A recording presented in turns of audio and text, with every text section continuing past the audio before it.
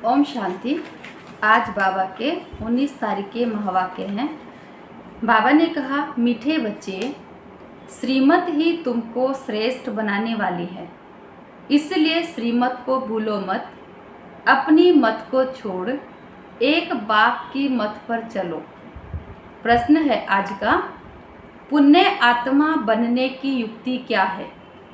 उत्तर, पुण्य आत्मा बनना है तो सच्ची दिल से प्यार से एक बाप को याद करो।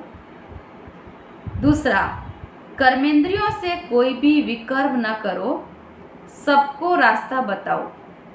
अपनी दिल से पूछो, यह पुण्य हम कितना करते हैं? अपनी चेकिंग करो। ऐसा कोई कर्म न हो जिसकी 100 गुना सजा खानी पड़े, तो चेकिंग करने से पुण्य आत्मा बन जाएंगे। ओम शांति। रूहानी बाप बैठ बच्चों को समझाते हैं। यह तो बच्चों को मालूम है कि अभी हम शिव बाबा की मत पर चल रहे हैं। उनकी है ऊंच ते ऊंच मत। दुनिया यह नहीं जानती कि ऊंच ते ऊंच शिव बाबा कैसे बच्चों को श्रेष्ठ बनाने के लिए श्रेष्ठ मत देते हैं। इस रावण राज्य में कोई भी मनुष्य मात्र मनुष्य को श्रेष्ठ मत नहीं दे सकते। तुम अभी ईश्वरीय मत वाले बनते हो। इस समय तुम बच्चों को पतित से पावन बनने के लिए ईश्वरीय मत मिल रही है। अभी तुमको पता पड़ा है, हम तो विश्व के मालिक थे। यह ब्रह्मा जो मालिक था, उनको भी पता नहीं था। विश्व के मालिक फिर एकदम पतित बन जाते हैं। यह खेल बहुत अच्छी रीति बुद्धि से समझने का है। राइट रॉन्ग क्या है, इसमें है बुद्धि की लड़ाई। बाबा कहते, सारी दुनिया है रॉन्ग, एक बाप ही राइट है, सच बोलने वाला। वह तुमको सचखंड का मालिक बनाते हैं, तो उनकी मत लेनी चाहिए। अपनी मत पर चलने से धोखा खाएंगे, परंतु वह है गुप्त, है भी निराकार। बाबा कहते, बहुत बच्चे गफलत करते हैं, समझते हैं यह तो दादा की मत है। माया श्रेष्ठ मत लेने नहीं देती है। श्रीमत पर चलना चाहिए ना। बाबा आप जो कहेंगे हम मानेंगे जरूर, परंतु कई मानते नहीं हैं। नंबरवार पुरुषार्थ अनुसार मत पर चलते हैं, बाकी तो अपनी मत चला लेते हैं। बाबा आए हैं श्रेष्ठ मत देने। ऐसे बाप को घड़ी घड़ी भूल जाते हैं। माया मत लेने नहीं देती है। श्रीमत तो बहुत सहज है ना। दुनिया में कोई को यह समझ नहीं है कि हम तमो प्रधान हैं। बाबा कहते, मेरी मत तो मशहूर है, श्रीमद् भगवत गीता। भगवान अभी कहते हैं, मैं 5000 वर्ष बाद आता हूँ, आकर भारत को श्रीमत दे श्रेष्ठ बनाता हूँ। बाप तो सावधान करते हैं, बच्चे श्रीमत पर नहीं चलते। बाप रोज रोज समझाते रहते हैं, बच्चों श्रीमत पर चलना भूलो मत। इन ब्रह्मा की तो बात ही नहीं। श्रीमत किसकी है? शिव बाबा की। ब्रह्मा की तो बात ही नहीं। उनकी बात मत समझो, वही इन द्वारा मत देते हैं। शिव बाबा ब्रह्मा द्वारा मत देते हैं, वही समझाते हैं। खान पान खाते नहीं, कहते हैं मैं अभोक्ता हूँ। तुम बच्चों को श्रीमत देता हूँ, नंबर 1 मत देते हैं। बाबा ने नंबर 1 मत दी है, मुझे याद करो। कोई भी विकर्म नहीं करो। अपने दिल से पूछो, कितना पाप किया है? यह तो जानते हो, सबका पापों का घड़ा भरा हुआ है। इस समय सभी रॉन्ग रास्ते पर हैं। अभी तुम्हें बाप द्वारा राइट रास्ता मिला है। तुम्हारी बुद्धि में सारा ज्ञान है। गीता में जो ज्ञान होना चाहिए वह है नहीं। वह कोई बाप की बनाई हुई नहीं है। यह है भक्ति मार्ग की नूंद। कहते भी हैं भगवान आकर भक्ति का फल देंगे। बच्चों को समझाया है ज्ञान से सद्गति। सद्गति भी सबकी होती है, दुर्गति भी सबकी होती है। यह तो दुनिया ही तमो प्रधान है, इसलिए बाबा कहते यहाँ सबकी दुर्गति है। सतो प्रधान कोई है नहीं। पुनर्जन्म लेते लेते अब पिछाड़ी आकर हुई है। बाबा कहते नीचे उतरते उतरते अब अंत में आ गए हैं। अब मौत सबके सिर पर खड़ा है। भारत की ही बात है। गीता भी है देवी देवता धर्म का शास्त्र। तो दूसरे धर्म में कोई तुम्हें दूसरे कोई धर्म में जाने से क्या फ़ायदा। हर एक अपनी अपनी कुरान बाइबल आदि ही पढ़ते हैं, अपने धर्म को जानते हैं। एक भारतवासी ही अन्य सब धर्मों में चले जाते हैं और सब अपने अपने धर्म में पक्के हैं। बाबा कहते हैं जो देवी देवता थे वही दूसरे धर्मों में चले गए, लेकिन दूसरे धर्म वाले हैं वो अपने धर्म में पक्के हैं। हर एक धर्म वाले की शक्ल आदि अलग है। बाप स्मृति दिलाते हैं बच्चे तुम अपने देवी देवता धर्म को भूल गए हो। तुम स्वर्ग के देवता थे। हम सो का अर्थ भारतवासियों को बाप ने सुनाया है। बाकी हम आत्मा सो परमात्मा नहीं है। दुनिया में कहते हैं ना आत्मा सो परमात्मा, लेकिन बाबा कहते आत्मा सो परमात्मा कहना ये रॉन्ग है। यह बातें तो भक्ति मार्ग के गुरु लोगों ने बनाई है। गुरु भी करोड़ों होंगे। स्त्री को पति के लिए कहते हैं कि यह तुम्हारा गुरु ईश्वर है, जबकि पति ही ईश्वर है। फिर हे भगवान हे राम क्यों कहती हो। मनुष्यों की बुद्धि बिल्कुल ही पत्थर बन गई है। यह खुद भी कहते हम भी ऐसे थे। ब्रह्मा बाबा कहते हम भी ऐसे ही थे। कहाँ वैकुंठ का मालिक श्री कृष्ण, कहाँ फिर उनको गांव का छोरा कह दिया है। श्याम सुंदर कहते हैं, अर्थ थोड़े समझते। अभी बाप ने तुमको समझाया है जो नंबर 1 सुंदर वही लास्ट नंबर तमो प्रधान श्याम बना है। तुम समझते हो हम सुंदर थे फिर श्याम बने हैं। 84 का चक्कर लगाए अभी श्याम से सुंदर बनने के लिए बाप एक ही दवाई देते हैं। कौन सी दवाई है? तो बाबा कहते मुझे याद करो। तुम्हारी आत्मा पतित से पावन बन जाएगी। तुम्हारे जन्म जन्मांतर के पाप नाश हो जाएंगे। तुम जानते हो जब से रावण आया है तुम गिरते गिरते पाप आत्मा बने हो। यह है ही पाप आत्माओं की दुनिया। एक भी सुंदर नहीं है।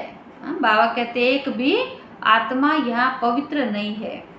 बाप बिगर कोई सुंदर बना नहीं सके। तुम आए ही हो स्वर्गवासी सुंदर बनने के लिए। अभी नरकवासी श्याम है, क्योंकि काम चिता पर चढ़ काले बने हैं। बाप कहते हैं काम महाशत्रु है। इन पर जो जीत पाएंगे वही जगत जीत बनेंगे। नंबर 1 है काम, उनको ही पतित कहा जाता है। क्रोधी को पतित नहीं कहेंगे। बुलाते भी हैं कि आकर पतित से पावन बनाओ। भगवान को बुलाते हैं कि हे भगवान हम पतितों को आकर पावन बनाओ। तो अब बाप आए हैं, कहते हैं यह अंतिम जन्म पवित्र बनो। जैसे रात के बाद दिन, दिन के बाद रात होती है, वैसे संगम युग के बाद फिर सतयुग आना है, चक्कर फिरना है। बाकी और कोई आकाश में अथवा पाताल में दुनिया नहीं है। सृष्टि तो यही है, सतयुग त्रेता द्वापर कलयुग यहाँ ही है। झाड़ भी एक ही है और कोई हो नहीं सकता।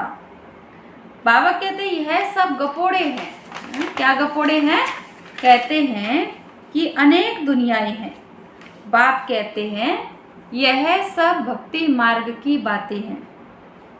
अब बाप सत्य बात सुनाते हैं। बाबा कहते अब अपने अंदर देखो, हम कहाँ तक श्रीमत पर चल सतो प्रधान अर्थात पुण्य आत्मा बन रहे हैं। सतो प्रधान को पुण्य आत्मा, तमो प्रधान को पाप आत्मा कहा जाता है। विकार में जाना पाप है। बाप कहते हैं अब पवित्र बनो। मेरे बने हो तो मेरी श्रीमत पर चलना है। मुख्य बात है कोई पाप नहीं करो। नंबर 1 पाप है विकार में जाना। फिर और भी बहुत पाप होते हैं। फिर चोरी चकारी ठगी आदि बहुत करते हैं। फिर बहुतों को गवर्नमेंट पकड़ती है। अब बाप बच्चों को कहते हैं तुम अपनी दिल से पूछो, हम कोई पाप तो नहीं करते हैं। ऐसे मत समझो हमने चोरी की व रिश्वत खाई तो यह बाबा तो जानी जाननहार है, सब जानते हैं। नहीं, जानी जाननहार का यह अर्थ नहीं है। बाबा कहते अच्छा, कोई ने चोरी की तो बाप कैसे जानेंगे? जो चोरी की उसका दंड 100 गुना हो जाएगा। बहुत बहुत सजा खाएंगे और पद भी भ्रष्ट हो जाएगा। बाप समझाते हैं अगर ऐसे काम करेंगे तो दंड भोगना पड़ेगा। कोई ईश्वर का बच्चा बनकर फिर चोरी करता, शिव बाबा जिससे इतना वर्षा मिलता है उनके भंडारे से चोरी करता, यह तो बहुत बड़ा पाप है। चोरी करना ये बहुत बड़ा पाप है। बाबा कहते कोई कोई में चोरी की आदत होती है, उनको जेल बर्ड कहा जाता है। यह है ईश्वर का घर। सब कुछ ईश्वर का है ना। ईश्वर के घर में आते हैं बाप से वर्षा लेने, परंतु कोई कोई की आदत हो जाती है, उसकी सजा 100 गुना बन जाती है। सजाएं भी बहुत मिलेंगी और फिर जन्म बाई जन्म डर्टी घर में जाए जन्म लेंगे। देखो बाबा कहते हैं एक गलती की और उस गलती की सजा बार बार एक बेकार से घर में जाकर जन्म लेना पड़ेगा। बाबा कहते तो अपना ही नुकसान किया ना। ऐसे बहुत हैं जो याद में बिल्कुल नहीं रहते, सुनते कुछ भी नहीं है। बुद्धि में चोरी आदि के ही ख्यालात चलते रहते हैं। ऐसे बहुत सत्संग में जाते हैं, चप्पल चोरी कर लेते, उनका धंधा ही यह रहता है। सत्संग सुनने नहीं जाते हैं, बस चोरी के हिसाब से जाते हैं। बाबा कहते हैं कि उनका धंधा ही ये रहता है। जहाँ सत्संग होता वहाँ जाकर चप्पल चोरी करके आएंगे। दुनिया बिल्कुल ही डर्टी है। यह है ईश्वर का घर। चोरी की आदत तो बहुत खराब है। कहा जाता है कख का चोर 100 लख का चोर। तो अपने अंदर से पूछना चाहिए हम कितना पुण्य आत्मा बने हैं। बाबा कहते हैं अगर एक छोटी सी भी संकल्प भी अगर आया बाबा के घर से कुछ लेने का, तो बाबा उसको भी चोरी कहते हैं। बिना पूछे अगर लेते हैं तो वो भी चोरी हो गई। तो बाबा कहते हैं फिर कख का चोर सो लख का चोर। अपने अंदर पूछना चाहिए, हम कितना पुण्य आत्मा बने हैं, कितना बाप को याद करते हैं, कितना हम स्वदर्शन चक्रधारी बने हैं, कितना समय ईश्वरीय सर्विस में रहते हैं, कितने पाप कटते जा रहे हैं। अपना पोता मेल रोज देखो, कितना पुण्य किया, कितना योग में रहा, कितने को रास्ता बताया। धंधा आदि तो भले करो, बाबा कहते धंधा तो काम तो भले करो, तुम कर्म योगी हो, कर्म तो भले करो। बाबा यह बैजेज बनाते रहते हैं, अच्छे अच्छे लोगों को इस पर समझाओ। इस महाभारत लड़ाई द्वारा ही स्वर्ग के गेट्स खुलने हैं। श्री कृष्ण के चित्र में नीचे लिखत बड़ी फर्स्ट क्लास है, परंतु बच्चे अभी इतना विशाल बुद्धि बने नहीं हैं। थोड़ा ही धन मिलता है तो नाचने लग पड़ते हैं। कोई को जास्ती धन होता है तो समझते हैं हमारे जैसा कोई नहीं होगा। जिन बच्चों को बाप की परवाह नहीं, उन्हें बाप जो इतना अविनाशी ज्ञान रत्नों का खजाना देते हैं, उसकी भी कदर नहीं रहती है। बाबा एक बात कहेगा वह दूसरी बात कर लेते, परवाह न होने के कारण बहुत पाप करते रहते हैं। बाबा समझाते बहुत हैं, लेकिन कई को अपना अभिमान होता है तो बाबा कहते बार बार भूलें करते रहते हैं। श्रीमत पर चलते नहीं फिर गिर पड़ते हैं। बाप कहेंगे यह भी ड्रामा, उनकी तकदीर में नहीं है। बाबा तो जानते हैं ना, बहुत पाप करते हैं। अगर निश्चय हो कि बाप हमको पढ़ाते हैं तो कितनी खुशी होनी चाहिए। तुम जानते हो हम भविष्य नई दुनिया में प्रिंस प्रिंसेस बनेंगे, तो कितनी खुशी रहनी चाहिए।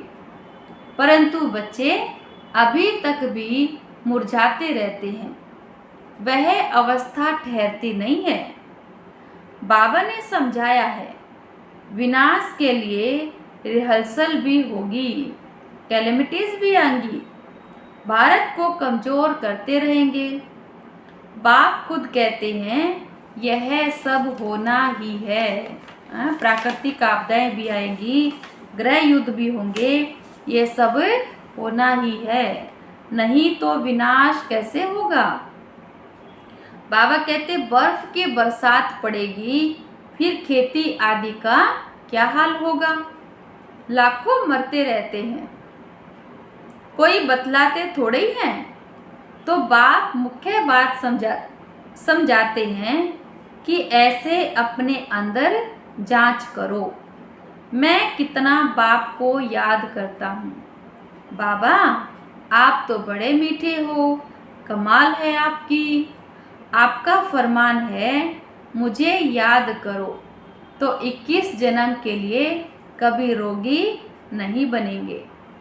बाबा कहते हैं अपने को आत्मा समझ बाप को याद करो तो मैं गारंटी करता हूँ सम्मुख बाप तुमको कहते हैं, तुम फिर औरों को सुनाते हो।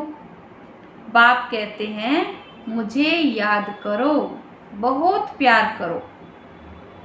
तुमको कितना सहज रास्ता बताता हूँ पतित से पावन होने का। कोई कहते हैं हम तो बहुत पाप आत्मा हैं। अच्छा फिर ऐसे पाप नहीं करो। बाबा कहते हैं भले पहले कोई पाप हुए, कोई भूले हुई, लेकिन अभी कोई ऐसी भूल नहीं करो। मुझे याद करते रहो तो जन्म जन्मांतर के जो पाप हैं वह इस याद से भस्म होते जाएंगे। याद की ही मुख्य बात है। इनको कहा जाता है सहज याद। योग अक्षर भी निकाल दो। सन्यासियों के हठ योग तो किस्म किस्म के हैं, अनेक प्रकार से सिखलाते हैं। इस बाबा ने तो बहुत गुरु किए थे ना। अभी बेहद का बाप कहते हैं इन सब को छोड़ो। अभी सतगुरु मिल गया तो इन सब गुरुओं को बाबा कहते छोड़ो। इन सब का भी मुझे ही उद्धार करना है, और कोई की ताकत नहीं जो ऐसे कह सके। बाबा ने ही कहा है मैं इन साधुओं का भी उद्धार करता हूँ। फिर यह गुरु कैसे बन सकते हैं? तो मूल एक बात पाप समझाते हैं। अपने दिल से पूछो, हम कोई पाप तो नहीं करते हैं, किसको दुख तो नहीं देते हैं, इसमें कोई तकलीफ नहीं है। बाबा कहते हैं अपने अंदर जांच करनी चाहिए, सारे दिन में कितना पाप किया, कितना याद किया। याद से ही पाप भस्म होंगे। कोशिश करनी चाहिए। यह बहुत मेहनत का काम है। ज्ञान देने वाला एक ही बाप है। बाप ही मुक्ति, जीवन मुक्ति का रास्ता बतलाते हैं। अच्छा, मीठे मीठे सिक्के लदे बच्चों प्रति माता पिता बाप दादा का याद प्यार और गुड मॉर्निंग। रूहानी बाप की रूहानी बच्चों को नमस्ते।